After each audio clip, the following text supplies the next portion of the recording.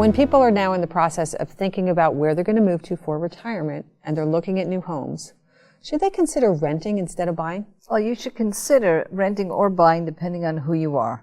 Let's remember first that if you do sell your home and you're a couple, $500,000 of gain is exempt. So you could be pocketing quite a bit of money. It could be life-changing if you don't use the money to rebuy. And we are also used to being owners and living in our bank, basically. You also have to ask yourself psychologically, are you happy not being the owner of the home in which you live? If the answer is yes, I'm happy, take a look and see where you're moving to. That's really what we look at. If you're moving to an area that might be very highly appreciating, perhaps you do want to buy another home. Pocket some of the capital gain to live on and invest for your own income and your happiness in the future, and take some of that and buy an appreciating home. Assuming that you're going to be there for an extended period of time. For an extended period of time. And that's where you want to live.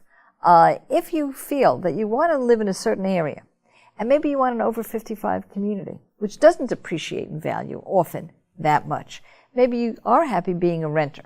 The negative parts of being a renter is rents can go up. You also have a lease for only a certain term of years. It's possible for your landlord to say, hey, I want that back. I want to live in it now. So it's all a matter of your own desire to be very permanent, how you feel about being an owner versus a renter, how much tax gain you want to pocket from the sale of the original home, and whether or not you're peripatetic. If you're going to be leaving soon, clearly you're going to want to rent if it's a situation where you're waiting to see where the kids are finally going to land. So that's why we say it's different for each person. I will add that if you do go on a website, any of the typical realtor websites, they will tell you exactly what's happening in your neighborhood and in the community today to see whether or not whether only the price of that home is right, but whether it's an appreciating neighborhood or not. If it's appreciating neighborhood, you may want to get in on it. Great. Okay, and real quick, is there a specific type of mortgage? You know, I'm 55, 60, 65 years old. Do I want a 30-year mortgage? Well, the fact is that usually by then you need some tax deductions because you've given all the rest of them up. You have no dependents anymore and you would like to get some tax deductions.